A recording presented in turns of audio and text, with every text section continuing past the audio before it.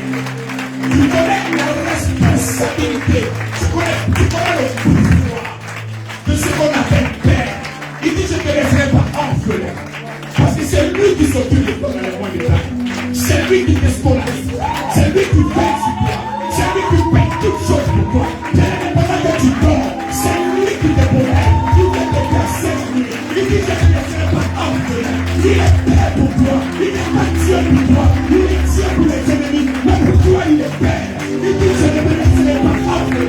Je ne me laisserai pas enlever. C'est pour ça que nous sommes là pour le Dieu. C'est pour ça que nous sommes là pour le Dieu. Il dit, voici les signes. Il dit, voici les signes.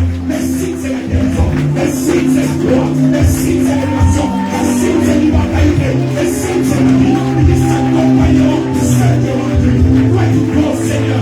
Toi qui l'as choisi. Toi qui l'as accepté. Il a dit, voici les signes qui t'accompagnent. Ne sois pas étonné si les gens me demandent de réclamer. Parce que la grâce qui réside sur toi, ce n'est que le Seigneur Jésus-Christ qui a reçu. C'est une force de merci. Il a déposé. Voilà pourquoi nous acclamons le Seigneur. Mais ne pas qu'il jamais le Seigneur. Ne pas qu'il jamais le Seigneur. Parce qu'il est digne. C'est le nom de Dieu. Merci beaucoup. Merci Seigneur. Et que l'honneur, la puissance et la gloire te reviennent en portion. Amen. Amen.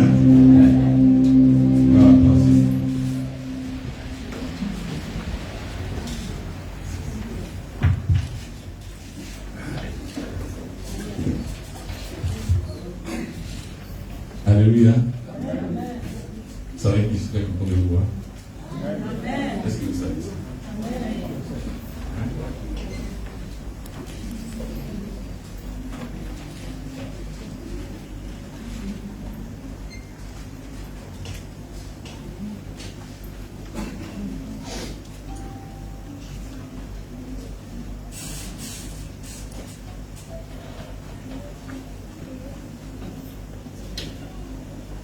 Aujourd'hui c'est dimanche, le jour de notre célébration. Nous sommes là pour nous. Nous ne sommes pas là pour une personne. Nous ne sommes pas là pour qui que ce soit. Mais nous sommes là pour lui. Jean pouvait dire, il dit que je me passe et que toi tu passes. Lui, il sait.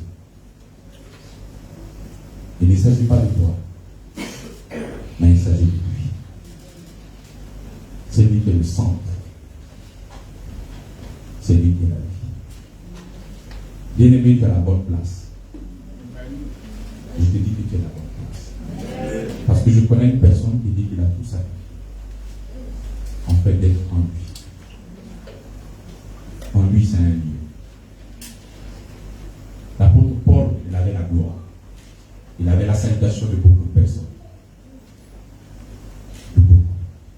Par rapport à la loi. Il était apprécié de sa génération. Mais il a considéré toutes ces choses comme de la afin de se trouver en lui. Bien aimé, quand tu n'es pas en lui, tu es nulle part. Quand tu n'es pas en lui, tu es nulle part. Pour être quelque part, il faut que tu te trouves en lui.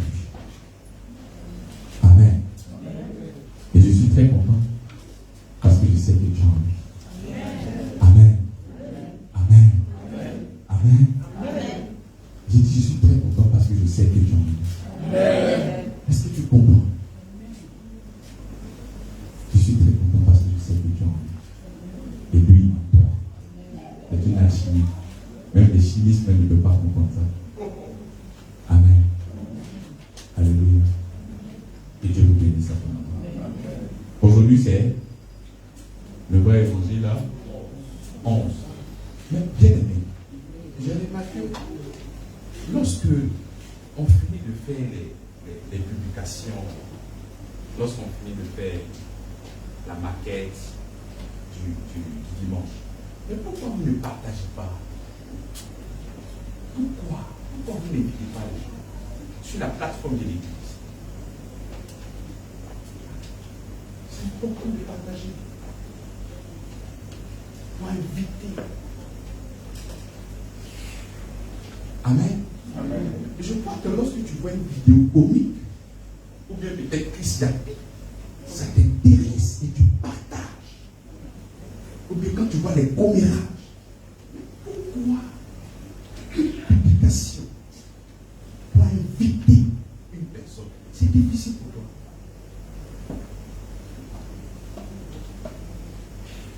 Ou bien tu veux qu'on mette ta photo là, comme ça tu as pu.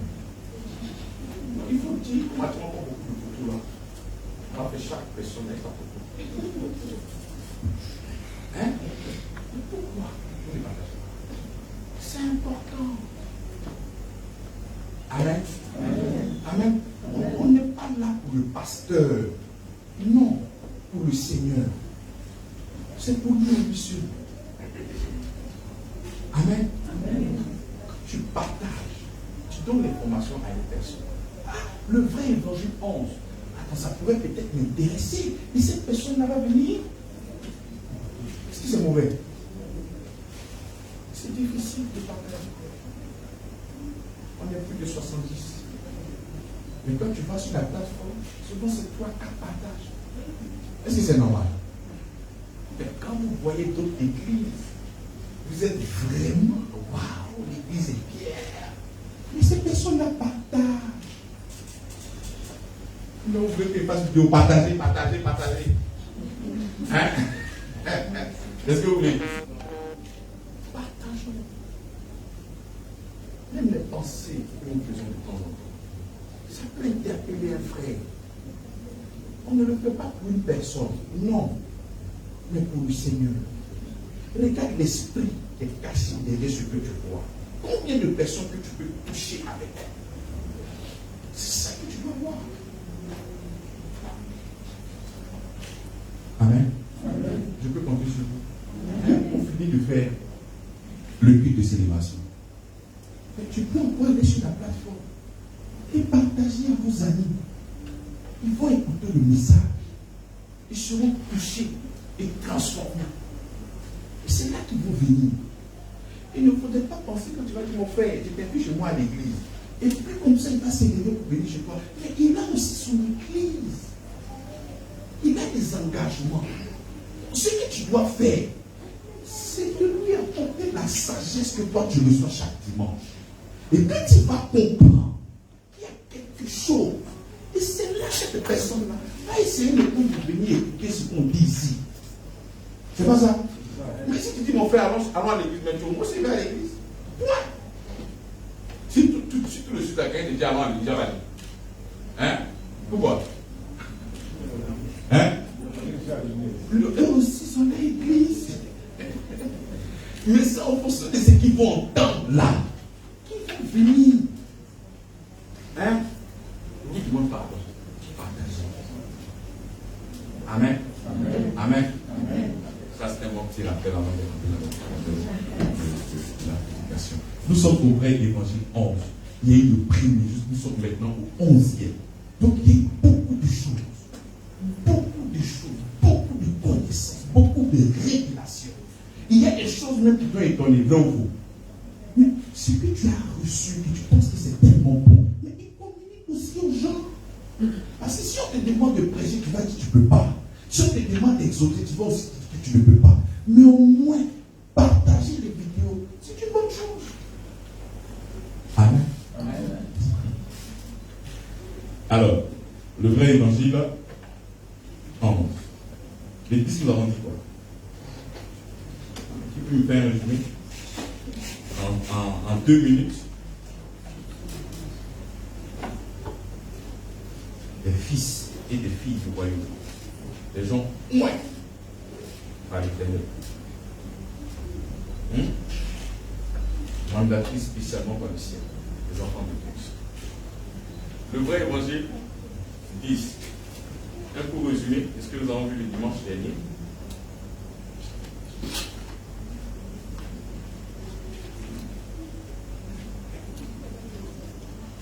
Bon, notre test de base, c'était quoi? Maintenant, je fais le résumé par écrit. C'est-à-dire que c'était difficile pour toi d'aller écouter la vidéo. Maintenant, le résumé est là. C'est encore facile, n'est-ce pas? Hein? Notre test de base, c'était quoi?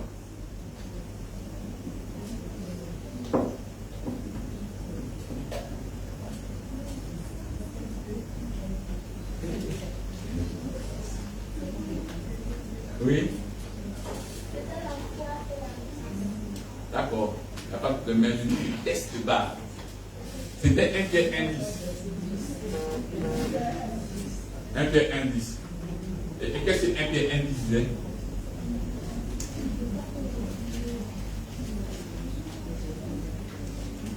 Donc, attends, donc vous ne méditez pas sur le culte là. C'est-à-dire qu'on quitte ici le dimanche là, vous partez avec ton travail. Vous ne cherchez même pas à lire un peu, à méditer. Regarde. 1 Pierre 1 disait quoi? Non, non. Faut pas faire ça. Là, il faut qui.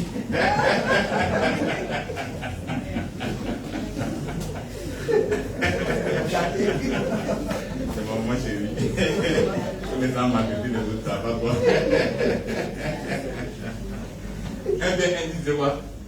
Le prophète avait fait le sujet de la grâce comme le temps de recherche et bon, le point du texte. Mais tout ça là, c'est pour vous. Hein? À cause de vous, moi-même je suis éclairé. Parce qu'à chaque fois quand j'ouvre ma Bible, je pense à vous. Avec tout ce résumé là, c'est pas possible. Réponds le texte. 1 Pierre 1, 10. Donc le dimanche, vous avez fini de prier, vous êtes dans votre fond, matin à la maison pour aller dormir. 1 Pierre 1, verset 10.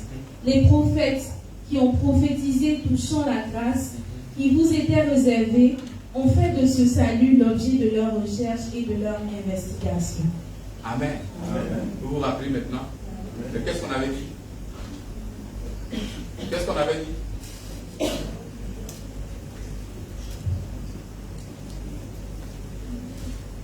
On a dit ces prophètes. Ah, vas-y. Voici un candidat. Hein? On va l'encourager quand même très bien. Hein? Nous avions dit que ces prophètes l'avaient cherché. Ce qu'ils avaient tant cherché, c'est ce que nous avons dans cette ère, dans cette nouvelle génération que nous sommes. Ils ont fait une investigation, ils ont cherché, donc attendu de voir le sacrifice de Christ que nous avons aujourd'hui. Les bienfaits, la retombée de ce sacrifice-là. Avant, ils étaient sous la loi et leur péché leur était imputé. Mais comme David disait, béni soit celui, bien heureux soit celui à qui son péché n'est pas imputé. C'était une prophétie. Et nous vivons cette prophétie aujourd'hui. Et c'est ce qu'ils ont espéré voir. Amen. Pas mal. Hein? Un bon pour lui quand même. Il n'a pas pu dire ça. Donc il va être jaloux. Il faut l'acclamer sérieusement. Acclame-le même.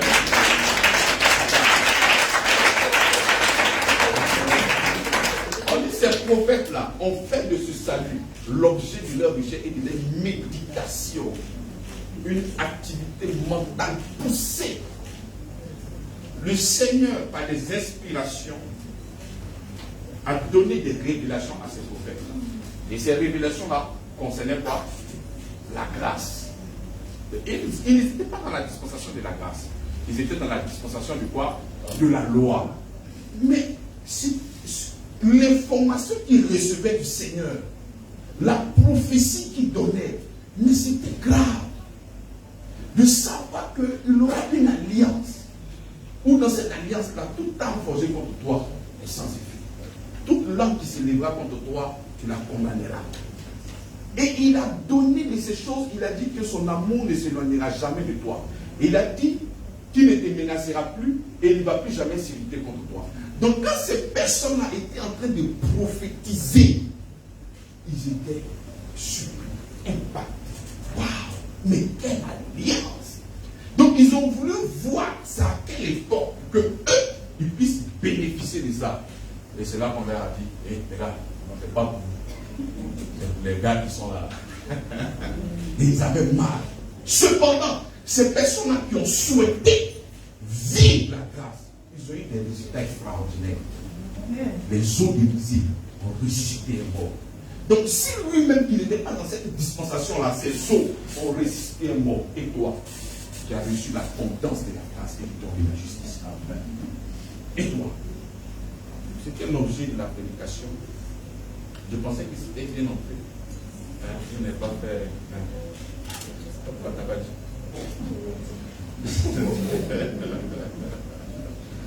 Amen. Donc il faut comprendre que nous sommes dans la dispensation de la grâce. Et lorsque nous sommes en train de parler de la grâce, c'est tout ce que nous recevons du Seigneur. Ce ne sont pas nos performances, mais c'est grâce à que lui il a fait. La dispensation de la loi était en rapport avec nos œuvres, en rapport avec nos performances. Mais dans la nouvelle dispensation dans laquelle nous sommes dans la dispensation de la grâce. Et ce ne sont plus pas des œuvres, mais ce sont les œuvres du Seigneur Jésus-Christ de Nazareth. Dans la loi, tu devais être approuvé. Dieu devait dire que tu es un bon enfant parce que tu as œuvré, parce que tu as travaillé, parce que tu as fait certaines choses. Et au vu de ce que tu as fait, on t'acclame. Et s'il y a une bénédiction, on te la donne. Mais cette dispensation-là, cette dispensation qu'on appelle la dispensation de la loi, elle était bâtie un système méritoire. Mais dans la nouvelle alliance, qu'on appelle l'alliance de la grâce, pourquoi nous disons grâce? Parce qu'il y a une personne du nom de Jésus qui est venue et qui a travaillé pour nous. Et parce qu'il a travaillé, nous sommes approuvés, pas à cause de ce que nous faisons, mais grâce à ce que lui, il a fait, tu es qualifié. C'est ça que nous appelons la grâce. Et ces personnes-là, lorsqu'elles ont entendu ça, elles étaient impressionnées. Et c'est comme ça que David, qui était dans cette alliance qu'on appelle l'alliance de la loi, poussé à l'Esprit de Dieu, va faire une déclaration de taille. Heureux. Heureux. Quoi? Hein?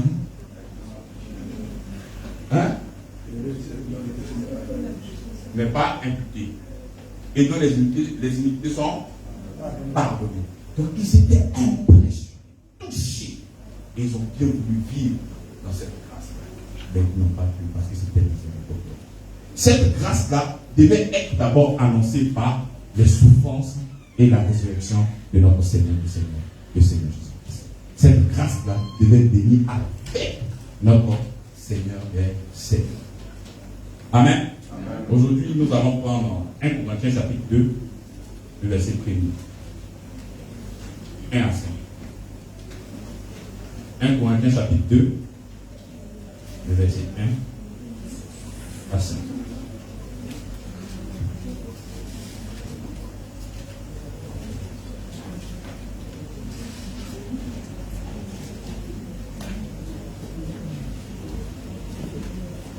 Corinthiens chapitre 2, versets 1 à 5.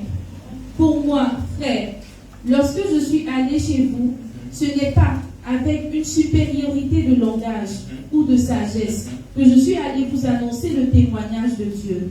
Car je n'ai pas eu la pensée de savoir parmi vous autre chose que Jésus-Christ et Jésus-Christ crucifié.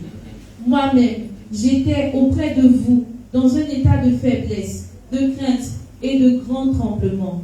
Et ma parole et ma prédication ne reposaient pas sur les discours persuasifs de la sagesse, mais sur une démonstration d'esprit et de puissance, afin que votre foi fût fondée non sur la sagesse des hommes, mais sur la puissance de Dieu.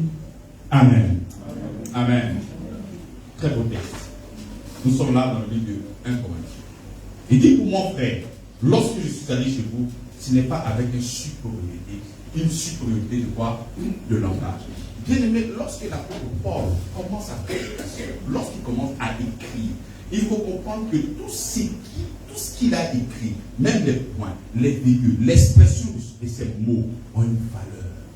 Donc s'il dit que son discours ne se reposait pas sur une sagesse et sur une supériorité de langage, en réalité, parmi ces Corinthes-là, il y avait des gens qui aimaient cette prédication intellectualisme, cette prédication à caractère religieuse, cette prédication à caractère d'une tradition.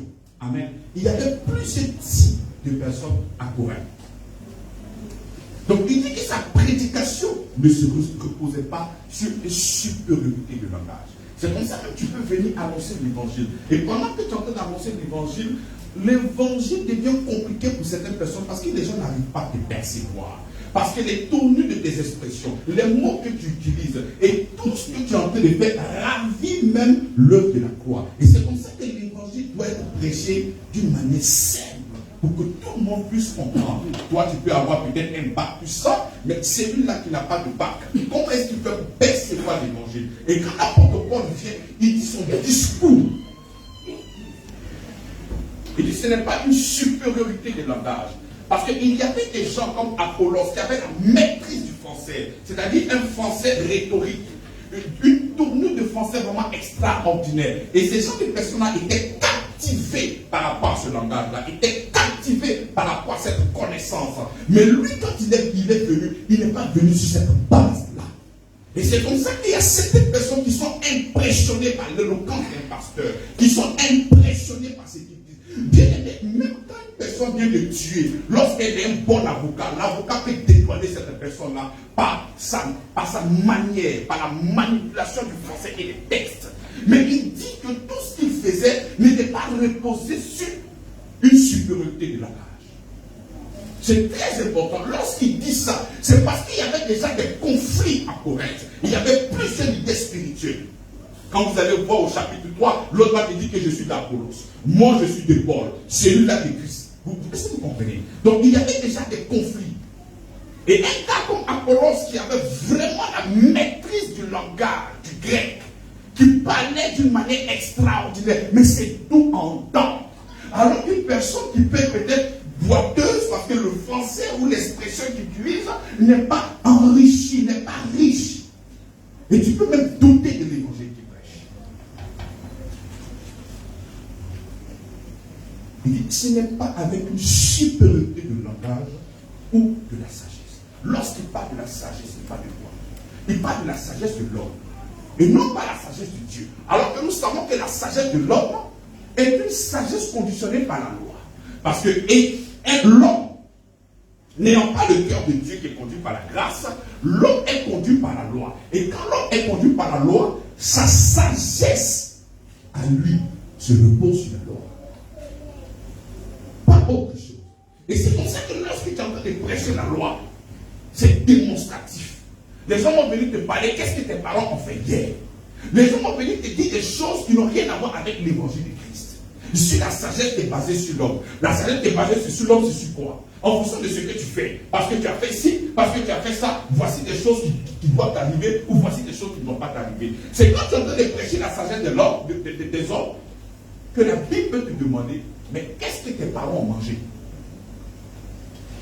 On va essayer d'identifier qu'est-ce que tes parents ont fait pour voir qu'est-ce qui va t'arriver. Ça, c'est la sagesse des hommes. Ce n'est pas basé sur Christ. Donc, avant que Paul va commencer sa prédication, il va disqualifier certaines choses. Et dit non, la prédication que je vais vous donner chaque dimanche, la prédication que je vais vous donner à chaque fois que j'écris la lettre, ça ne se repose pas sur une supériorité de langage. Non, pas sur la connaissance de l'être humain. Non. Parce que les choses spirituelles vont aussi avec les choses spirituelles. Les choses charnelles vont aussi avec les choses qui sont charnelles. Si je dois venir faire une démonstration peut-être en anglais ou en français, c'est tout à fait normal que j'ai un vocabulaire assez riche pour te convaincre. Mais lorsque je suis en train de parler du Seigneur, je viens aussi avec les choses de l'esprit. Les choses de l'esprit vont avec les choses de l'esprit. Tu as des gens comme l'apôtre Pierre, mais il n'allait jamais parler aux gens parce que ces personnes-là ne sont pas parties à l'école. Ils étaient des pécheurs. Mais comment est-ce qu'ils allaient annoncer l'évangile? Même quand le Saint-Esprit en toi, le Saint-Esprit ne peut pas chercher des nouveaux mots que tu n'as jamais connus. Non, c'est le langage que tu as là qui va essayer de prendre ça pour essayer de communiquer la vérité de l'évangile. Donc il dit, je ne suis pas venu avec un bagage intellectuel. Non, parce que ce bagage intellectuel-là, c'est pour les hommes et non pour Dieu. Parce que ce qui est pour Dieu marche aussi avec les choses qui sont à Dieu, c'est-à-dire l'Esprit de Dieu. Est-ce que vous comprenez? Est-ce que vous comprenez? Pour mon frère, lorsque je suis allé chez vous, ce n'est pas avec une supériorité de langage ou de sacrifice ou de sagesse que je suis allé vous annoncer le témoignage de Dieu. Nous allons prendre cette question.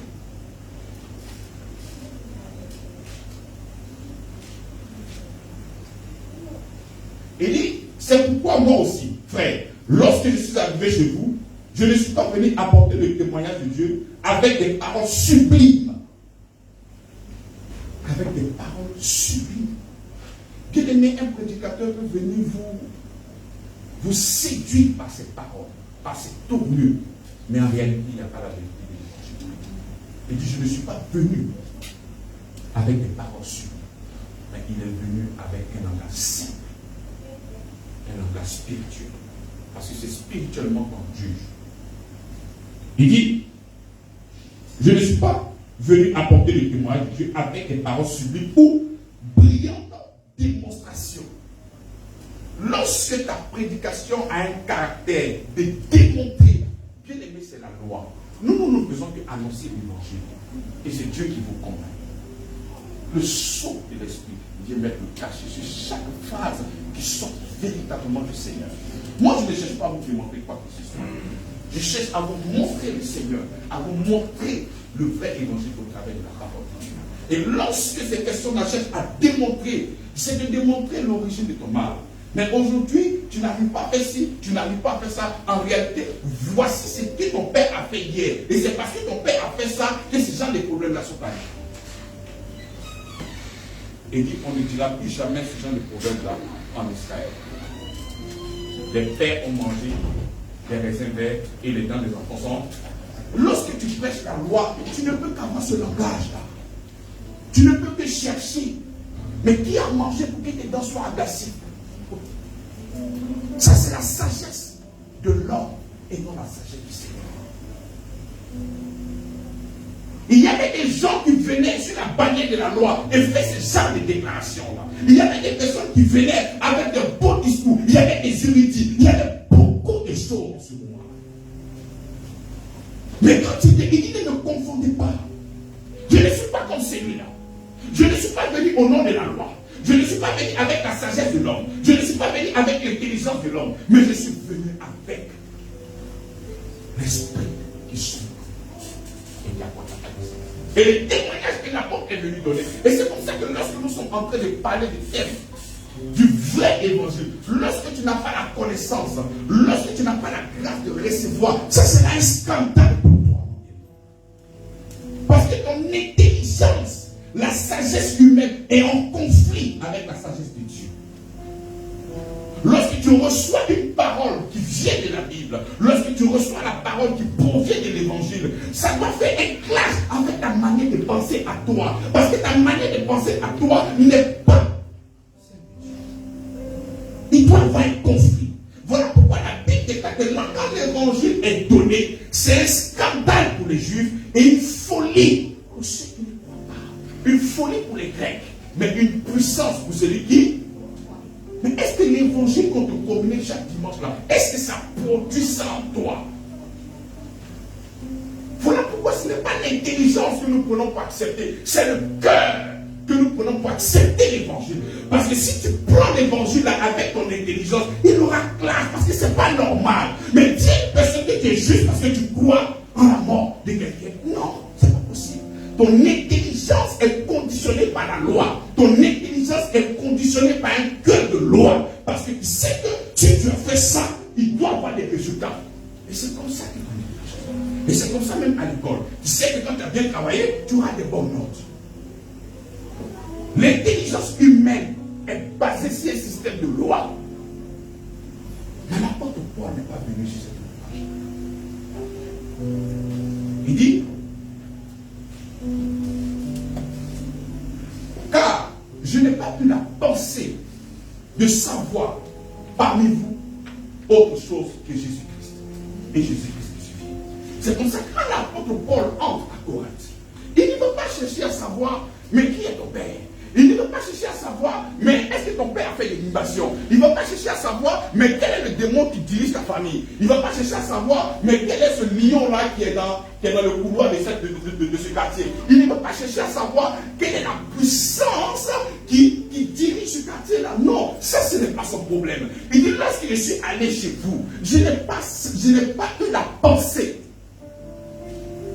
Je n'ai pas eu une autre pensée. Et c'est comme ça que lorsque tu n'as pas la connaissance du véritable évangile, il y a beaucoup de pensées qui s'élèvent en toi. Il y a beaucoup de choses qui prennent place. Il y a beaucoup de choses. Il commence à avoir beaucoup de fourmis dans ta tête. À chaque fois, tu te poses des questions. Mais pourquoi ma vie n'est pas comme ça? Est-ce que ce n'est pas du côté de ma mère? Est-ce que ce n'est pas du côté de mon père? Est-ce que ce n'est pas du côté de mon grand-père? Mais pourquoi cela m'arrive? Est-ce que je suis fait de me marier? Et tu vas essayer de regarder autour de ta famille, du côté paternel, du côté maternel. Est-ce que ces personnes-là se marient? Pourquoi? Parce que tu es bâti sur un système. Et ce système-là, on appelle ça la loi. Parce que tu te dis en fonction de ce qui est arrivé à ta famille, ces choses-là vont t'arriver. Mais il dit que lorsque je suis venu vers vous, je n'ai pas eu une autre pensée.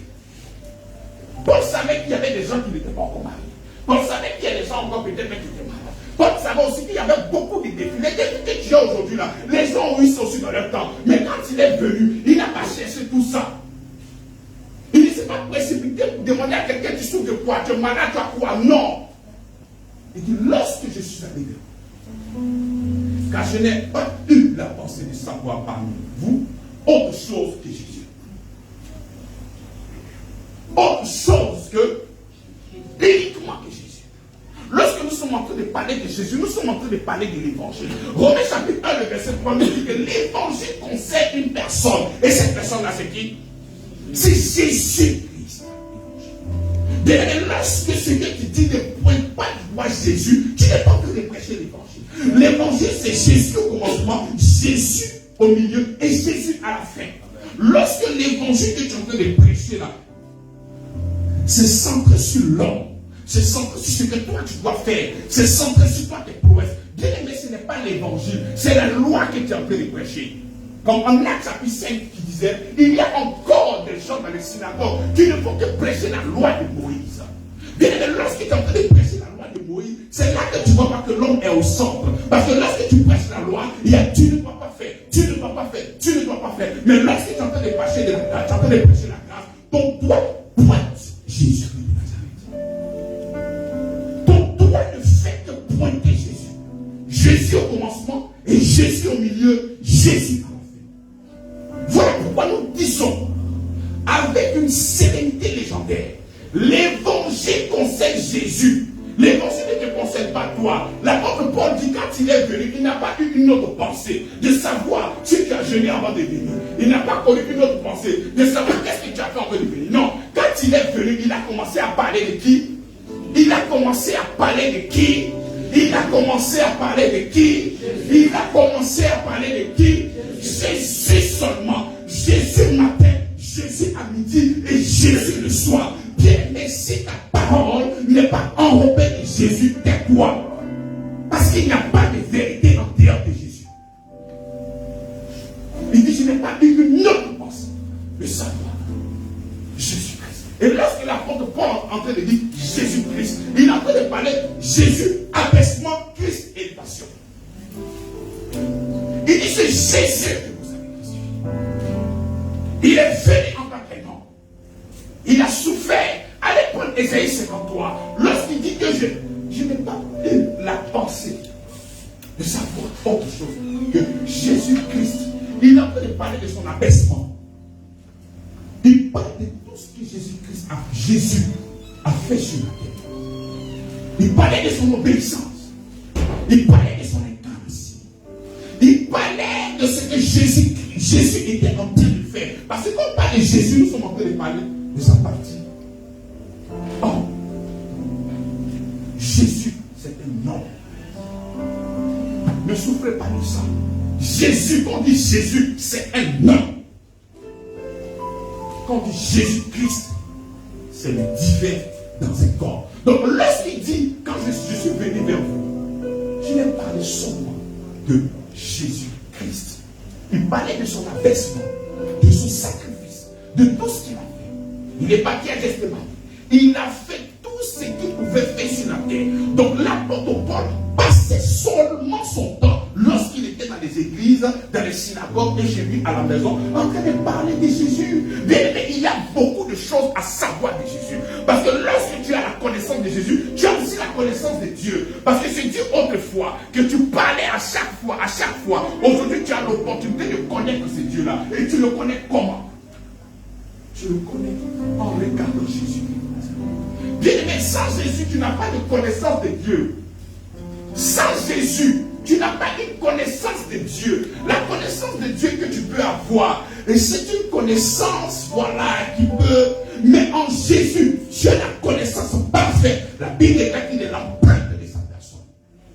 Il est l'empreinte de sa personne. Tout ce que Dieu fait, c'est ce que lui fait. Tout ce que lui fait, c'est ce que Dieu fait. Bien aimé, tu ne peux pas voir Dieu. Pourquoi peut pas voir Dieu? Parce que Dieu est immatériel. Dieu n'a pas de corps. Mais aujourd'hui, il s'est investi dans un corps qu'on appelle Jésus. Et c'est comme ça que nous arrivons maintenant à le voir. Et qu'est-ce qu'il fait? Il guérit les gens. Qu'est-ce qu'il fait? Il donne du pain aux gens. Qu'est-ce qu'il fait? Il ne fait que guérir et apporter la vie à ceux qui ont la mort. Donc quand l'apôtre Paul vient, il ne va pas pointer du doigt tes difficultés. Il ne va pas pointer du doigt tes malédictions. Il ne va pas pointer du doigt tout ce que tu as comme difficulté. Mais il va présenter Jésus. Il va présenter Dieu investi dans un corps. Et il va passer son temps à nous parler. Bien aimé, lorsque nous sommes en train de parler de l'évangile, nous sommes en train de parler d'une personne. Cette personne, c'est Jésus. Si quelqu'un te dit qu'il veut annoncer l'évangile et qu'il n'est pas en train de parler de Jésus, il faut te détourner de lui. Il dit, je vais t'annoncer l'évangile et il va te prendre une histoire. Non. L'évangile concerne Jésus. Il faut me dire qui est Jésus. Dis-moi qu'est-ce qu'il fait. Quand il est venu, qu'est-ce qu'il a fait? Quels sont ses pas? Qu'est-ce qu'il a posé comme action? Quels sont les sons de tout ce qu'il a fait pendant qu'il était sur la terre? Mais à chaque fois que quelqu'un sera en train de pointer du doigt Jésus, il est en train de parler de l'évangile. Pasteur, parle-moi de l'évangile. Arrête de me parler de mes biens. Arrête de parler de mes pères. Arrête de parler des sacrifices de mes pères. Arrête de parler des sacrifices de mes aïeux. Arrête de me rappeler des malédictions qui ont été jetées depuis très longtemps. Parle-moi de Jésus. Parle-moi du Sauveur. Parle-moi du remède. Parle-moi de la solution. Parle-moi du Sauveur. C'est de lui qu'on va parler. Parle-moi de lui. Je suis conscient que je souffre. Je suis conscient que j'ai la maladie. Je suis conscient que j'ai tous ces bobos. Mais parle-moi de la solution. Je veux la solution. C'est la solution. Mais on vient de diagnostiquer, on te dit que tu as un problème. On te dit peut-être que tu as le coronavirus. Tu n'arrives pas à respirer. Et quand tu arrives, le coronavirus, après, tu ne vas pas bien respirer. Si ça ne va pas, on va t'envoyer d'un autre moyen. Mais parle-moi du Sauveur. Qu'est-ce que je dois prendre pour que je puisse quitter cette maladie qu'on appelle la Covid? Parle-moi de ça. Et c'est comme ça que là, quand l'apôtre Paul vient, il dit, je n'ai pas une autre pensée que le savoir. Jésus-Christ, le Sauveur, le Seigneur, la vie, l'immortalité. C'est de lui. Yes. On n'est pas en train de nier vos difficultés, mais nous sommes en train de vous présenter Jésus parce que c'est lui la solution. Je vais encore venir rappeler toutes les adorations que tes pères ont fait. Et alors, quand je vais finir de rappeler toutes les adorations que tes pères ont fait, après ça, qu'est-ce qu'on fait? Tu vas dire maintenant, on va prier, non? Mais commençons par la prière. Commençons par la guérison là. Parce que quand tu viens me diagnostiquer, c'est ton papa qui a fait ça, c'est ta maman qui a fait ça, c'est ceux-là qui ont fait ça, c'est ceux-là qui ont fait ça. Lui, il n'y a pas de problème. Lui, quand tu as fini de diagnostiquer tout mon problème, mon bagage de malédiction que mes pères m'ont donné là, qu'est-ce qu'on fait, mon pasteur? C'est là qu'ils vont me dire qu'on va prier. Mais commençons par la prière et de venir me rappeler à chaque fois, on est devenu créer la haine. Parce que quand tu me dis que c'est mon père qui est à l'origine de tout ça là, mais quel sentiment tu crées en moi? Amen. Quel sentiment? Mais tu es en train de me faire un petit sorcier. Parce qu'à chaque fois que je suis à la maison, j'en veux à mon père, j'en veux à ma mère. Parce que quand je vois que je ne suis pas à ce niveau-là, je me dis que c'est à cause d'elle. Donc au lieu d'avoir l'amour que le Seigneur nous demande d'avoir, moi j'ai la haine. Parce que arrête de me faire un sorcier. Arrête de me faire un sorcier. Arrêtez de chercher le mal partout. Cherchez Jésus. Arrêtez de voir ceux qui vous en veulent. Cherchez Jésus. Parce que quand tu as Jésus, même si la terre entière t'en veut, toi, personne ne pourra te faire. Personne ne pourra. Personne ne pourra. Personne ne pourra. Donc parle-moi de la vie. Parle-moi de l'immortalité.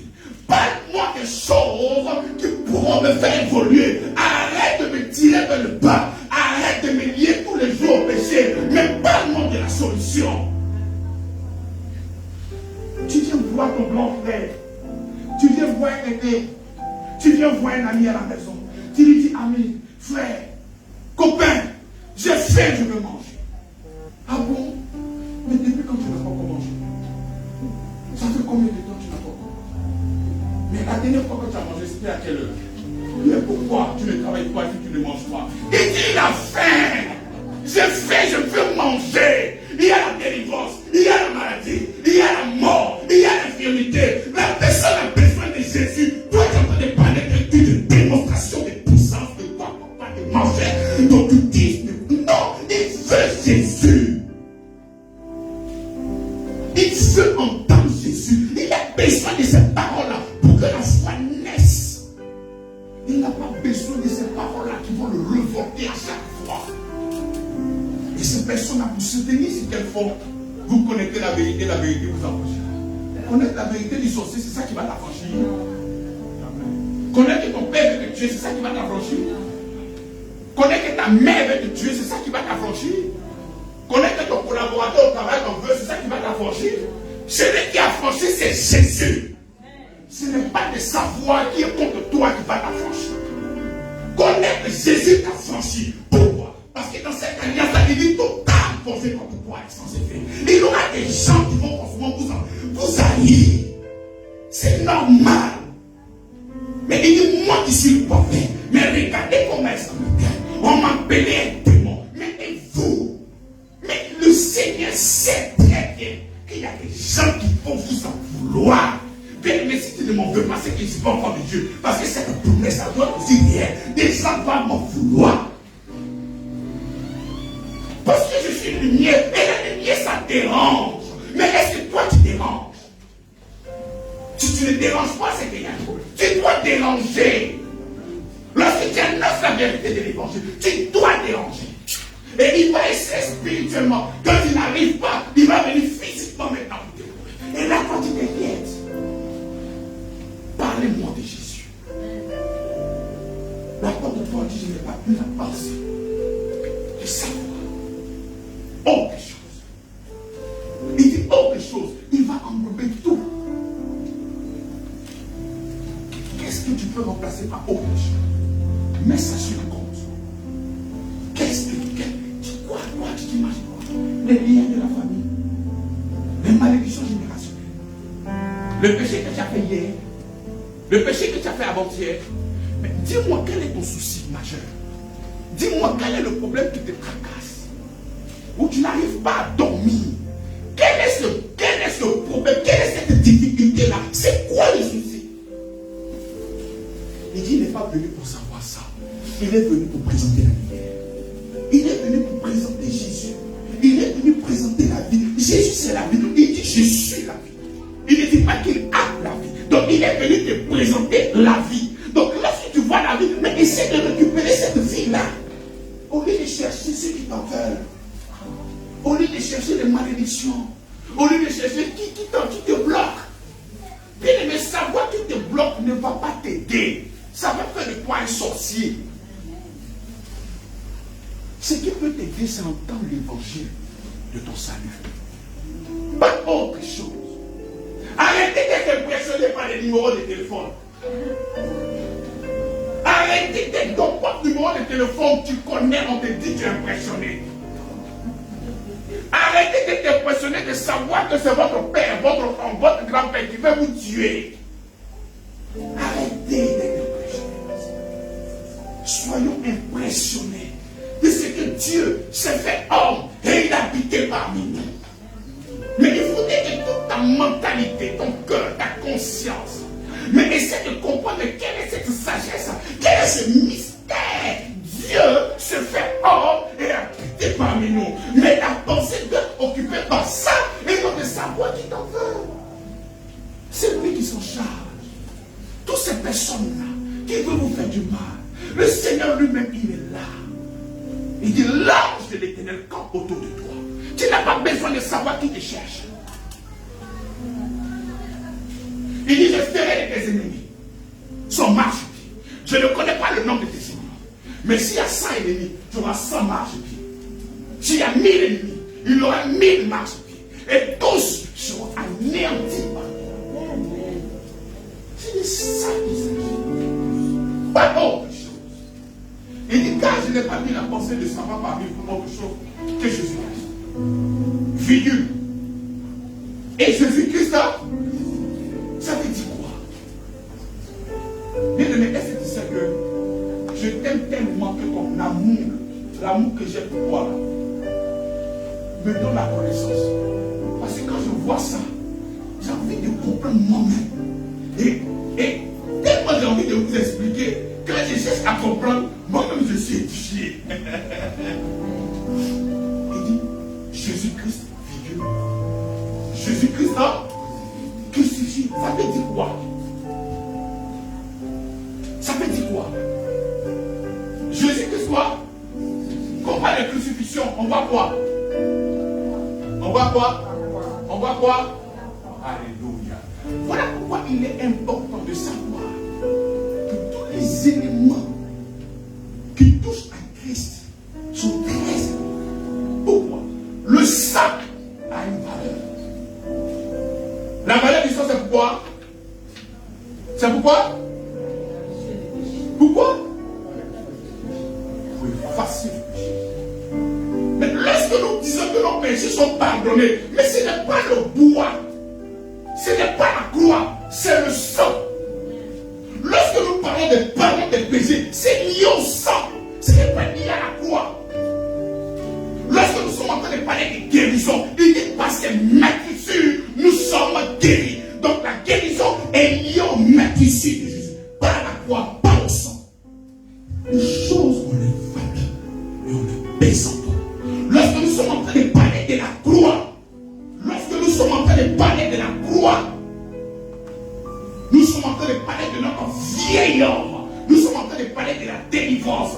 Donc l'apôtre Paul dit ici que je n'ai pas dit notre pensée à savoir Jésus-Christ et Jésus-Christ votre délivrance. Parce que la croix symbolise la délivrance. Voilà pourquoi il ne s'est pas attardé à savoir si tes parents ont fait fétiche. Il ne s'est pas attardé à savoir qu'est-ce que tes parents ont fait hier. Parce qu'il sait que le message qu'il est en train de donner, que Jésus-Christ crucifié, il est en train de prêcher là de ta délivrance. Donc il n'a pas besoin de savoir quelque chose. Il sait que Jésus-Christ, la croix symbolise la délivrance. C'est notre vieil homme. Vous ne croyez pas? Vous doutez? Oui, non? Galates chapitre 2, verset 9.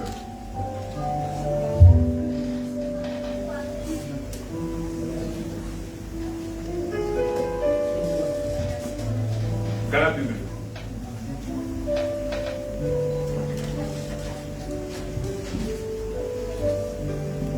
Galates chapitre 2, verset 20. J'ai été crucifié avec Christ.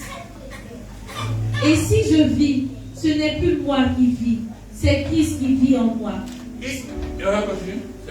Si je vis maintenant dans la chair, je vis dans la foi au Fils de Dieu, qui m'a aimé et qui s'est livré lui-même pour moi. Et si je vis, ce n'est plus moi qui vis, mais c'est le Christ qui vit en. Donc si je dois chercher, si je suis possédé, je dois me poser la question si celui qui vit en moi maintenant est possédé. Parce que ce n'est plus une question de moi. Il dit si je vis, ce n'est plus moi qui vis. Parce que c'est le moi là qui était possédé autrefois. Et c'est ce moi-là qui avait des liens ancestraux. C'est ce lien-là. Il y avait beaucoup de choses. Mais le nouveau moi qui est le Seigneur des Seigneurs, lui, il n'est pas possédé. Lui, il n'a pas de soucis. Lui, il n'a pas de problème de délivrance. Et c'est comme ça qu'il dit que je suis venu vous parler de Jésus, de son sacrifice. Et lorsqu'on parle de Christ, on parle de sa glorification. Parce qu'il était glorifié. Je suis venu vous parler de Jésus-Christ et de la gloire. De ce qu'il a fait. Ce n'est plus moi qui vis. Donc tu ne peux pas me localiser avec le sang de mes parents. Tu ne peux pas me localiser avec les sacrifices que mes parents ont fait hier. Ma généalogie est reliée directement à la gloire et non à mes parents. Voilà pourquoi l'apôtre Paul ne va pas te dire se tuer, se fatiguer pour vous parler des choses liées, comme le font la loi. sait que tout part de là, la délivrance.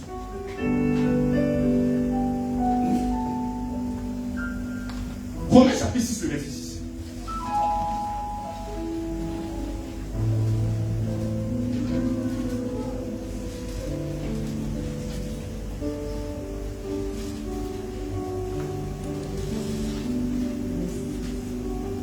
Romains chapitre 6, verset 6. Sachant que notre vieil homme a été crucifié avec lui, afin que le corps du péché fût détruit, pour que nous ne soyons plus esclaves du péché. Il est venu pour nous délivrer, en fait, que tu ne sois plus esclave du péché. Le moteur qui te donnait l'envie de commettre le mal là, il est là. Dans l'Ancien Testament, la foi était réservée à qui? Hein? Oui, enfin, il n'y a pas de problème. C'est le signe de la malédiction. Aux bandits, aux voyous, c'est pas ça. Donc le vieil homme là, ce bandit qui était en quoi là, avec le sushi. C'est lui qu'ils ont mis là-bas. Mais comme il était tenace, il fallait que quelqu'un le récupère et l'envoie. Voilà pourquoi le Seigneur est venu l'exposer là-bas. Cette croix qui symbolise, lorsqu'on te crucifie, c'est un bandit, un hors-la-loi, un délinquant, un fédé de tout, n'est-ce pas? Et c'est celui-là qui est présentement à la mort. Il a été crucifié là-bas. Ce n'est pas Jésus seulement. Jésus a retenu le bandit là-bas. Sinon le Seigneur il est descendu après. Mais il a retenu le faux type là. C'est lui qui te fatiguait. C'est lui qui créait toutes sortes de méchanceté, de colère, de médiocrité, de méchanceté. Ce tête de pierre là, il a frappé. Il a taché là. Il est là-bas. Et c'est ça la valeur. La croix t'annonce que tu as été délivré. La croix t'annonce que la malédiction ne peut plus régner sur ta vie. Donc quand l'apôtre Paul va venir, il sait très bien que la malédiction qui peut agir sur la vie des gens. Il sait très bien que ces personnes ont été possédées. Il savait très bien qu'il y avait beaucoup de difficultés. Mais il ne va pas perdre son temps pour venir s'étaler sur la malédiction. Il ne va pas prendre son temps pour venir s'étaler sur beaucoup de choses qui ne sont pas utiles. Mais il va aller directement annoncer Jésus-Christ crucifié. Parce que c'est là qu'il y a la solution. Prenons Galates chapitre 3, verset 16.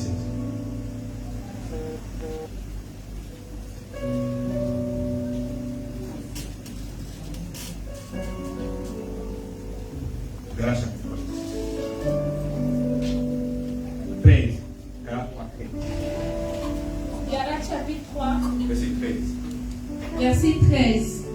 Christ nous a rachetés de la malédiction de la loi, étant devenu malédiction pour nous, car il est écrit, maudit est quiconque est pendu au bois. Donc il est venu là, dans le seul but de porter toute la malédiction. Et il a envoyé ça à la croix.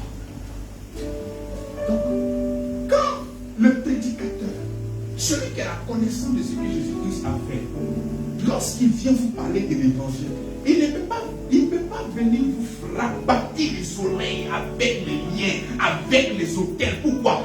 Parce que ce prédicateur en sait que lorsque le vrai évangile est annoncé, la guérison suit, la malédiction disparaît, l'infirmité disparaît. Tout ce qui est lié à la loi, au péché, ces choses-là vont se volatiliser.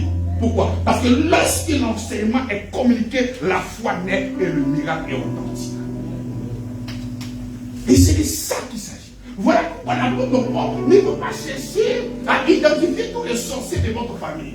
L'apôtre Paul ne va pas chercher à connaître tous les démons, tous les adorateurs, tous les féticheurs, tous les commiants, tous les sorciers, ceux qui t'en veulent. Non, il ne va pas perdre son temps à savoir toutes ces choses-là. Parce qu'il sait que tout ça là, ce sont des bébés. Ce sont des enfants. Il va même arriver en Éphèse. En Éphèse, il y avait même des temples dédiés à la reine Diane. Mais il ne va pas venir chercher. Ah, Satan, je te cherche, je te paralyse. Non, il va venir annoncer l'évangile. Ces personnes-là même qui étaient possédées au son de l'évangile, ces personnes-là étaient. La Bible déclare que tous ceux qui entendaient la vérité de l'évangile étaient suis venu pour que tu sois gagné au Seigneur. Pas pour venir créer la haine dans ton cœur. Identifier tous les sorciers de ta famille. L'évangile, ce n'est pas la guerre aux sorciers. L'évangile, ce n'est pas la démonstration de tous les sorciers qui ont des paradis.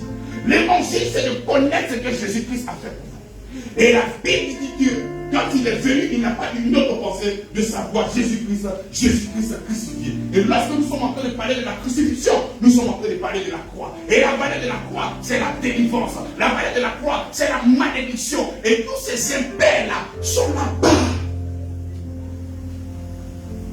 Tous ces impairs-là sont ici. Lorsqu'on parle du sang, tu dois savoir que c'est par rapport au pardon de tes péchés. Tous les éléments du Seigneur ont une valeur. On ne les mélange pas. Tu ne connais pas, donc tu prends la somme de tout et tu dis que c'est le salut. Il n'y a pas de problème. Et tu fais bien. Mais quand nous venons décortiquer. Ouais, là-bas, pour savoir ça concerne ça. Ça concerne ça. Et c'est le tout là qui nous fait maintenant un paquet. Voilà pourquoi quand tu as reçu le salut, tu as reçu la délivrance, tu as reçu toutes choses en Christ. Amen. Amen. Amen. Donc voilà pourquoi nous sommes présentement dans le thème le vrai évangile. C'est de rappeler à toutes ces personnes-là, véritablement que nous n'avons pas besoin de courir à gauche et à droite, en train de chercher beaucoup de choses.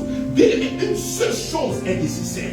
Et cette chose, d'accord, c'est Jésus-Christ de Nazareth. Bien aimé, en dehors de lui, il n'y a pas d'autre information qui peut te sauver. Il n'y a pas une autre information qui non, il n'y a pas, ça n'existe pas. C'est de savoir Jésus et Jésus-Christ crucifié. Parce que lorsque tu t'informes de ce que Jésus-Christ a fait, à chaque fois que tu fais un pas, à chaque fois que tu fais un pas, et tu as encore la connaissance de tout ce qu'il a fait, ça te délivre à chaque fois. À chaque fois. À chaque fois, ça te délivre. Ça te délivre. La Bible déclare que vous connaîtrez la vérité. La vérité n'est pas la vérité de savoir que les gens t'en veulent. La vérité est liée à Christ. La Bible déclare qu'il est venu plein de grâce et de vérité. Ça étonne que les gens lisent la vérité à la loi. Les gens lisent la vérité aux autels. Les gens lisent la vérité à la malédiction. Les gens lisent la vérité aux alliances que les pères ont tissées. Non, ça ce n'est pas la vérité. Ça c'est la loi. Et lorsqu'on parle de la loi, on parle de la mort. Mais la vérité est liée à ce que Jésus-Christ a fait. C'est lui la vérité. Donc quand la Bible dit, vous connaîtrez la vérité, il est en train de parler de lui. Vous connaîtrez ce que j'ai fait. Vous connaîtrez la croix. Vous connaîtrez le sang. Vous connaîtrez tout ce que j'ai fait sur la terre. Parce que tout ce que j'ai accompli sur la terre, c'est dans le seul but que vous puissiez être délivrés et être délivrés à l'extérieur. Pas autre chose. Pas autre chose. Ils m'ont beaucoup manipulé. J'ai parti église après église. Là où tu es là, peut-être tu es fatigué. Tu as la bonne place. Parce que ici, tu seras connecté à la pensée uniquement que le Seigneur est Seigneur. Et à force d'être connecté, cette foi-là va naître en toi. Et tu vas voir ce Christ-là, ce Seigneur, cette parole qui dit, celui qui croit au Seigneur est environné par sa grâce. Tu vas voir cette parole-là se réaliser dans ton cœur. Il dit, ceux qui ont le regard fixé sur le Seigneur, pas ceux qui ont le regard fixé sur les parents, pas ceux qui ont le regard fixé sur les malédictions, pas ceux qui ont le regard fixé sur le manque, pas ceux qui ont le regard fixé sur ce qu'ils ne peuvent pas faire, mais ceux qui ont le regard fixé sur Jésus. Est-ce que ton regard est fixé sur Jésus? Pour que ton regard soit fixé sur Jésus, mais il faut qu'on te parle de Jésus-Christ. Pour que ton regard soit sur Jésus, mais il faudrait qu'on t'annonce Jésus. Mais si on vient t'annoncer les liens, mais tes yeux ne seront pas sur Jésus, mais tes yeux seront sur les liens. On ne peut pas venir te prêcher les liens et puis ton regard soit sur Jésus. Non, c'est pas vrai. Pour que ton regard soit sur Jésus, il faut qu'on t'annonce Jésus. Mais qu'est-ce que tu entends chaque dimanche à l'église? On te parle de Jésus, on te parle de tes biens. On te parle de Jésus, on te parle de tes péchés. On te parle de Jésus, on te parle de la malédiction. On te parle de Jésus, on te parle de tes maladies. On te parle de Jésus, on te parle de quoi? On te parle de Jésus, on te parle du voile que tes parents, ou bien on appelle ça parapluie, ou bien ont percé. On te parle de quoi? On te parle de quoi? Aussi longtemps que tu es connecté à la parole de Christ, bien-aimé, tu es délivré de tout joug, tu es délivré de toute malédiction, tu es délivré de toute emprise et tu es délivré de toute maladie, infirmité et quoi que ce soit. Lorsque tu es connecté à la pensée de Dieu, lorsque tu es connecté à Jésus-Christ, notre Seigneur et Sauveur, le salut qui nous vient de Dieu, le plan de l'Éternel, lorsque tu es connecté à ça, mais tu peux vivre les fruits de ce salut-là. Mais si tu n'es pas connecté à ça, tu ne pourras pas vivre les fruits de ce salut-là. Tu ne pourras pas. Bien-aimé, je veux que tu sois ivre de la connaissance de Dieu et non la connexion des autels. Aujourd'hui même c'est impressionnant, il y a des personnes qui sont allées très loin. Une connaissance vraiment poussée. Et moi-même je suis blasé. Au point où il y a des gens qui font des démonstrations. Dans un quartier, il y a tel nombre de démons. Dans un carrefour, il y a tel nombre de démons. Ici, c'est le démon qui gère ça. Après, il y a le démon de la commune. Après, il y a le démon de la région. Mais toutes ces connaissances-là, pourquoi? Pourquoi? Tu as besoin de ça, pourquoi? Pourquoi? Les États-Unis veulent faire la guerre avec le Gabon. Et puis ils cherchent à s'informer. Ah, les Gabon là, mais comment est-ce qu'ils vont faire? Non, mais c'est qu'ils sont des petits. Ils n'ont pas besoin de connaître le système. Un coup seulement, c'est fini. Un coup! Pas de oublier. Donc tu cherches, non, je connais la sensation du diable. Comment est-ce que le diable frappe? Comment est-ce que le diable. Mais tu n'as pas besoin. Toi, tu as Jésus. Et la Bible te dit que tu es plus que vainqueur. Toi, tu as besoin d'étudier quoi? Tu veux étudier quelle technique du diable? C'est quoi tu veux étudier de lui? Est-ce que tu as fini de t'informer de ce que Jésus-Christ t'a donné? Donc arrêtez de parler d'une personne qui ne vous aime pas. Tous les jours, le regard pointé sur lui. Ah le diable, ah le diable, ah le diable, ah le diable. L'apôtre Paul dit, quand je suis venu vers vous, mais ramène, tu vas voir le diable dans les épées. Non, les gens, ils ont beaucoup de révélations à te donner. Ils ont beaucoup de connaissances à te donner. Ils savent que la connaissance qui te fera du bien, c'est la connaissance de Jésus-Christ, c'est la connaissance du ressuscité, c'est la connaissance de la vie, c'est la connaissance de l'immortalité, c'est la connaissance de savoir que Dieu te fait de toi un enfant de Dieu, c'est de savoir que tu es un homme esprit, c'est de savoir que tu es un héritage, c'est de ça qu'on a besoin. On a besoin de beaucoup de révélations. L'apôtre Paul n'a pas tout dit. Il y a des choses qui vont sortir de ta bouche. Mais au lieu de se concentrer et de savoir tout ce que le Seigneur Jésus a fait, c'est de connaître la puissance des démons. Je n'ai pas eu la pensée de savoir autre chose que Jésus. Bien-aimé, je ne veux pas que tu sois là en train de papillonner, penser à ta pensée. Mais pourquoi si, mais pourquoi ça? Jésus est la solution. Même si j'arrivais lors d'une évangélisation à voir que cette personne-là est en danger de mort, bien aimé, je ne te dirai pas que tu es en danger de mort. Parce que tu es en danger de mort depuis que tu n'as pas Jésus. Depuis que tu n'as pas Jésus, tu es en danger de mort. Donc qu'est-ce qu'il faut? Je vais t'annoncer Jésus. Je n'ai pas venu te faire peur, Dieu veut te tuer. Je vais t'annoncer Jésus. Jésus est la solution. Parce que je sais que quand je vais t'annoncer Jésus, et quand tu vas l'accepter, ceux qui voulaient te faire du mal là, ne pourront plus faire quelque chose. Voilà pourquoi on ne s'attarde pas pour des boutiques, pour des détails. Nous annonçons la vérité de l'évangile. C'est ça. Bien, quand le vrai évangile est annoncé, l'amour naît dans ton cœur et ça te donne d'aller très loin avec le Seigneur. Tu as envie d'aller très loin. Tu as envie de continuer. L'amour de la lecture de la Bible commence à naître. Parce que ce qui était compliqué devient encore plus simple pour toi. Lorsque l'évangile commence à pénétrer dans ton cœur, tu as envie subitement de lire la Bible. Toi qui n'avais même pas le courage même de lire un roman. Mais aujourd'hui, subitement, tu as envie de lire la Bible. Pourquoi? Parce que ça crée encore beaucoup de curiosité. Tu as envie de connaître ce Dieu rempli d'amour. Tu as envie de connaître ce Dieu bon et agréable. Tout. Cette envie-là monte. Je vais le monter. Monte. Et c'est comme ça que tu vas commencer. Mais lorsqu'on ne fait que pointer du doigt les démons, mais ton livre préféré, ce sont les psaumes. Parce que tu sais que là-bas, il y a des combats. Les meilleurs chrétiens, les livres préférés, c'est psaumes.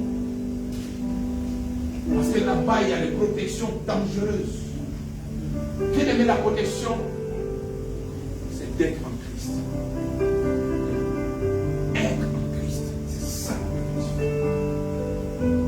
Bien aimé, la protection, c'est être en Christ. Ce n'est pas lire des textes, mais c'est être en Christ. Nous ne possédons pas par des paroles magiques. Ce n'est pas comme si tu arrives dans un coin, on te dit voici des versets, tu dois lire pour te protéger. Non, pour nous, ça ne fonctionne pas comme ça. Pour nous, c'est la foi. La foi, il n'y a pas de matériel. La foi, c'est la croyance en ce que tu as entendu. Amen. Amen. Amen. L'apôtre Paul dit, mais vous savez que l'apôtre Paul, c'est notre apôtre. C'est notre apôtre. Mandaté pour annoncer l'évangile. Il est arrivé un moment où l'apôtre Paul pouvait s'attribuer l'évangile. Il dit mon évangile, selon mon évangile. Tellement qu'il était un canal puissant. Il n'y avait pas de faille. Arrivé un moment, il s'attribuait mon évangile. Il dit si un ange descendait présentement, c'est-à-dire pendant que nous sommes en train de prêcher, on voit le ciel s'ouvrir, même le plafond a s'ouvrir, et on voit des chérubins, une belle couleur, avec des anges. Et il vient vous dire, les gars, vous n'êtes pas sauvés par la grâce, mais vous êtes sauvés par la loi. L'apôtre Paul dit, c'est un menteur. Il dit ce gars-là, qu'il soit maudit éternellement, selon son évangile. Même si un ange, l'expression que là-bas, on dit qu'il soit anathème, qu'il soit maudit 2 fois, même si le ciel s'ouvre. Donc vous comprenez l'évangile. Donc c'est ce qui nous a donné là. C'est ça que nous devons affectionner. Parce que tout ce qu'il disait était poussé par notre Seigneur. Il dit, je n'ai considéré ni la chair, ni le sang. Ce n'était même pas son intelligence. Non. C'était le Seigneur. Au travers de ça, il a commencé à écrire des choses ineffables. Même, il y avait des gens même qui ne comprenaient pas encore. Il fallait l'apôtre Paul pour comprendre en réalité. Quand Jésus-Christ est mort, quand il est parti au séjour des morts, quand il est parti, mais qu'est-ce qui s'est passé? Il a fallu ce gars-là pour nous expliquer véritablement. Voilà pourquoi il a écrit plus de 13 écrits. Mais quand il vient, il ne peut pas chercher à te démontrer que tu es maudit. Bien aimé, j'aimerais que tu sois connecté à la pensée du Seigneur. J'aimerais que tu sois connecté à la pensée de Christ. J'aimerais que tu puisses voir à chaque fois les souffrances, l'obéissance, les sacrifices de notre Seigneur des Seigneurs.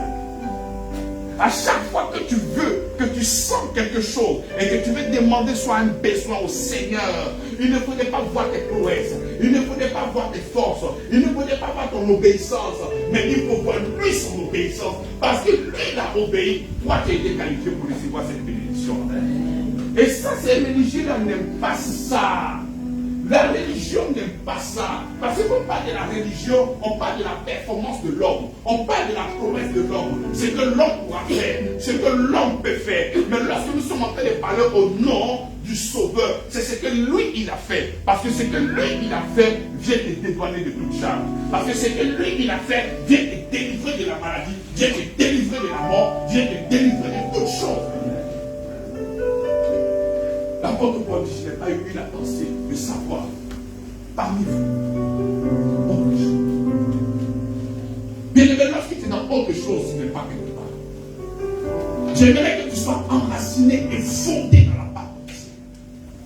Enraciné, il y a beaucoup à apprendre. Voici un gars qui est parti depuis plus de 2000 et quelques ans, mais on ne fait qu'écrire tous les jours des bouquets sur lui. Même moi-même, je vais écrire encore des bouquets sur lui. Mais c'est quel gars? On ne finit pas de parler de lui. Et puis toi, tu laisses ça et tu cherches à aller connaître les démons. Tu as fini avec Jésus. Ah! Est-ce que tu as fini avec Jésus? Mais jusqu'à toi, tu cherches maintenant à aller faire la démonologie. Une étude des démons. Mais comment toi tu vas étudier quelqu'un qui ne t'aime pas? maintenant tu l'utilises comme une parole magique. C'est-à-dire que tu as fini de voir la puissance du diable. Et tu t'assois maintenant, oh Seigneur, merci parce que tu me protèges dans ton nom. Mais le Seigneur veut que tu parles aussi de lui. Que tu viennes chercher comment est-ce qu'il est bon. Qu'est-ce qu'il faisait. Eh là là, il est passé ici. Il a guéri tant. Il a fait ci. Décortiquer tous les miracles du Seigneur. Mais lui aussi sera impressionné par ça. Mais toi, tu connais tous les attaques du diable. Au point où tu arrives à une conclusion. Dieu est puissant. Mais le diable aussi, il est quelque chose. Tellement que tu t'es informé de lui. Voici la conclusion que tu dis. Le diable, Dieu est fort. Ça, on n'en doute pas. Mais le diable aussi, il est quelque chose. Le diable n'est pas ennemi de Dieu. C'est la justice de Dieu qui fait que le diable est là. Dieu est tellement juste. C'est ce qu'il fait. Sinon, le diable, ce n'est pas son camarade. Le diable, il a été créé. Il a été créé.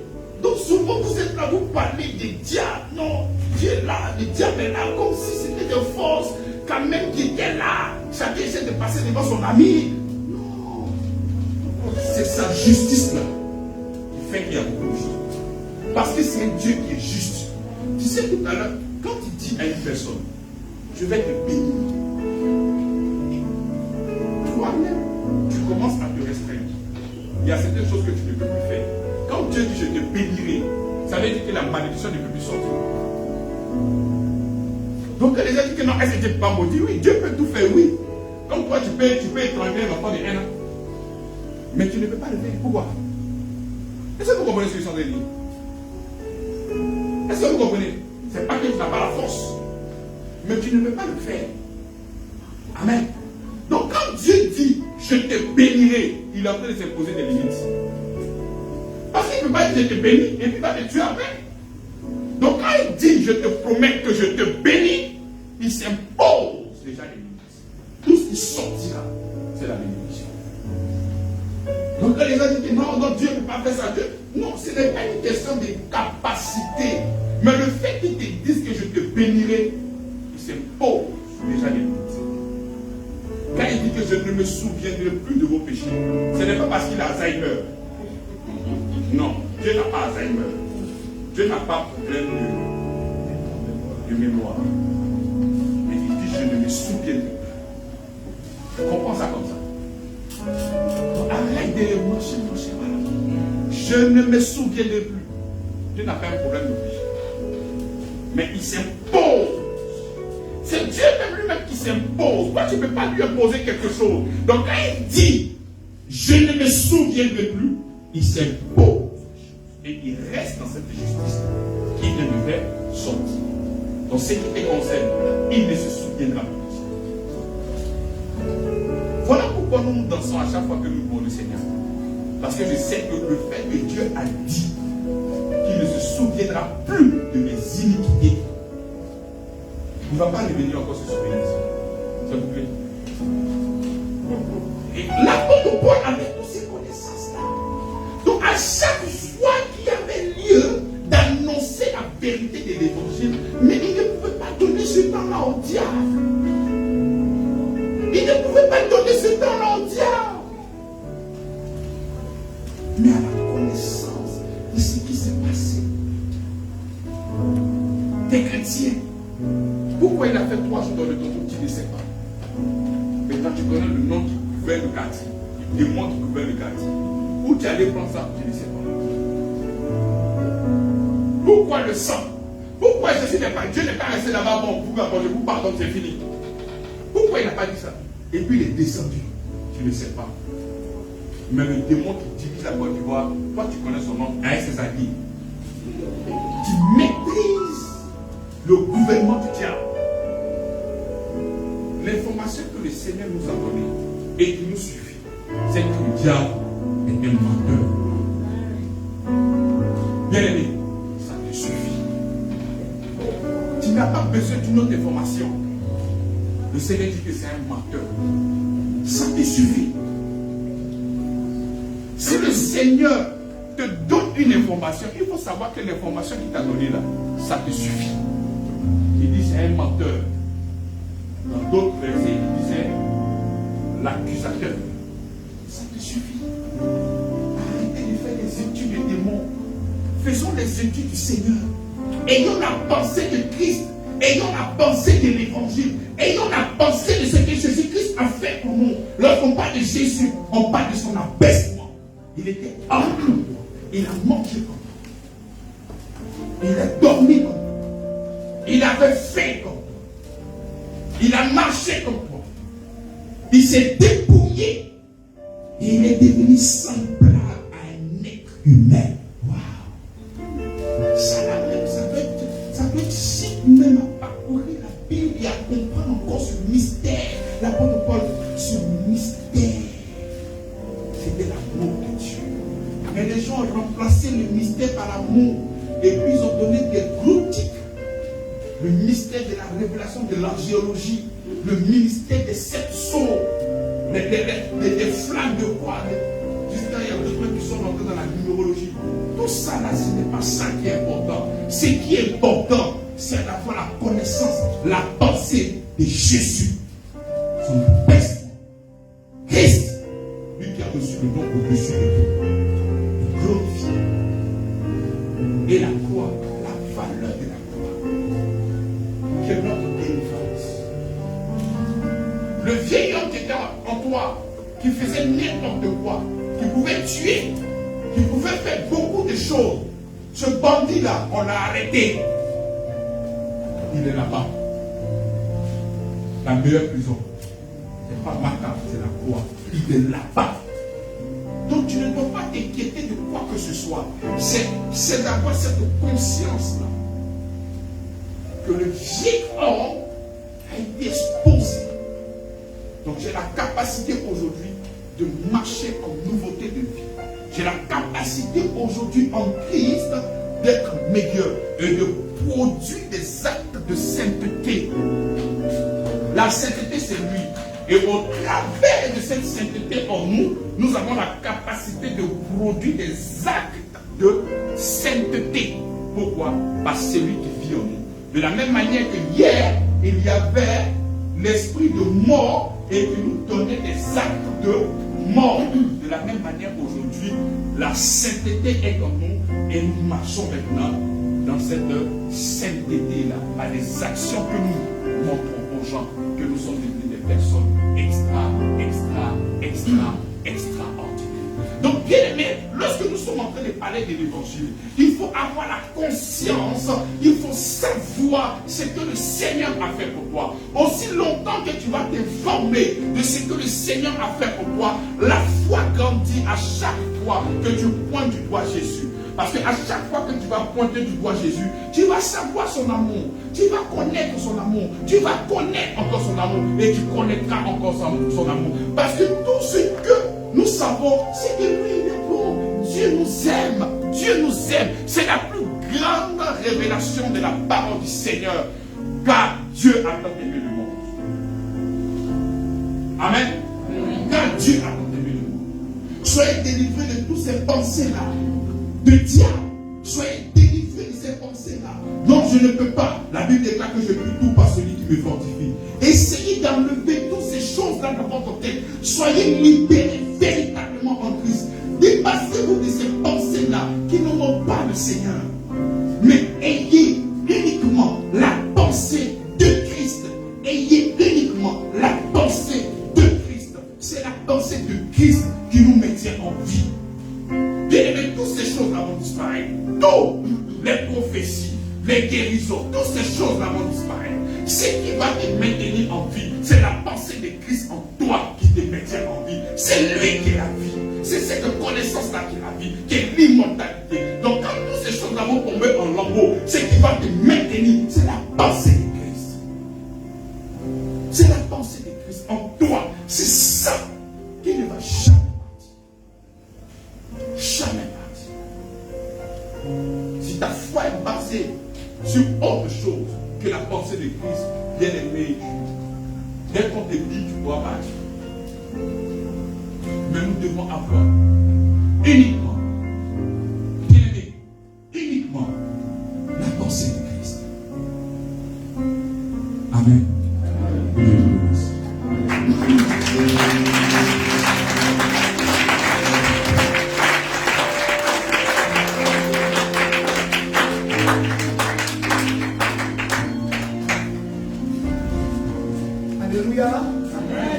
Alléluia. Alléluia. Qui est béni? Qui est béni par la parole?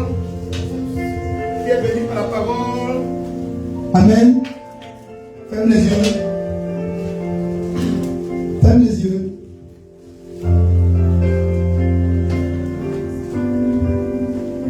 On t'a parlé de Jésus-Christ, de son œuvre de la croix, de ce qu'il a accompli pour toi à la croix, de ce qu'il t'a donné par son œuvre de la croix, l'abaissement de la croix.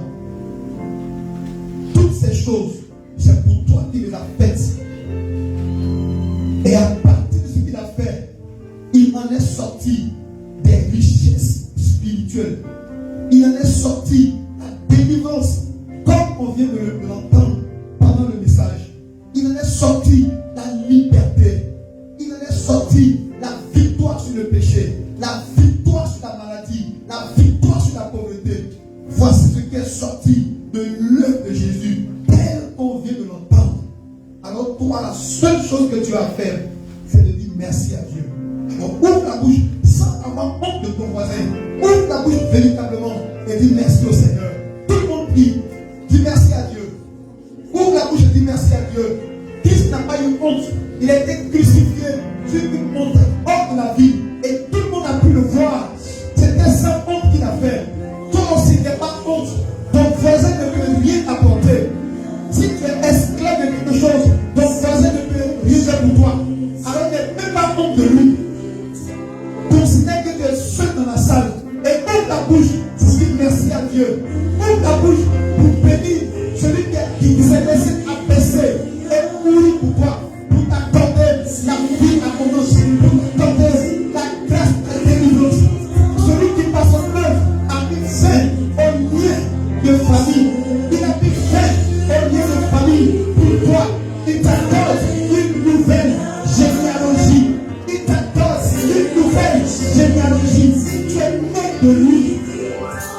Tu es né de lui. Tu es né de lui. Tu es né de lui. Oh, tu n'es pas concédé par les limites de la famille biologique. Tu n'es pas concédé par les limites de ta famille biologique. Cette famille, la famille de Dieu. Et tu es béni par les richesses de cette famille. Tu es béni par les grâces de cette famille. Dis merci à Dieu. Merci Seigneur. Viens à toi, papa. Merci mon Dieu. Dis merci à Dieu.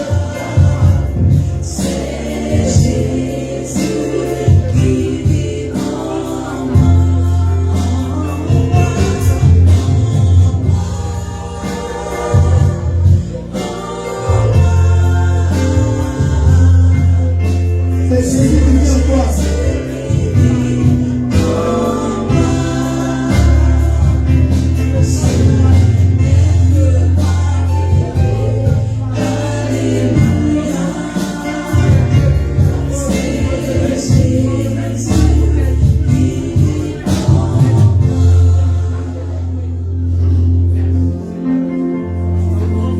Tu peux encore dire merci au Seigneur, mais cette fois-ci par des acclamations.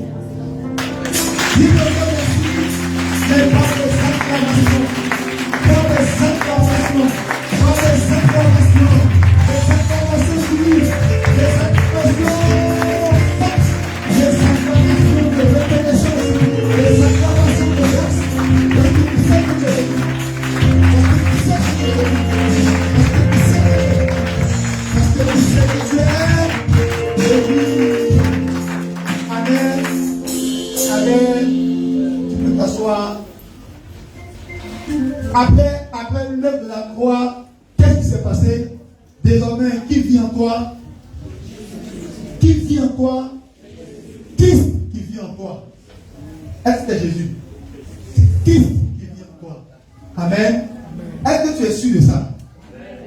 Est-ce que tu es sûr de ça? Que Christ vit en toi. Il faut être bien sûr. Comme ça, dans la vie de tous les jours, on va voir que pasteur a abondamment parlé de ce que dans le vrai évangile, nous sommes protégés. On n'a pas à avoir peur des sorciers. Voici l'une des réponses là. Quand Christ vit en toi, si Satan, les sorciers peuvent avaler Christ pour qu'il décède, s'il veut t'avaler, il va faire comme le héron qui voulait avaler le crapaud, comme le grenouille a serré son cou à mort là. Donc, Christ vit en toi. N'est-ce pas? Vous dites Christ vit en moi. Christ vit en moi. Amen.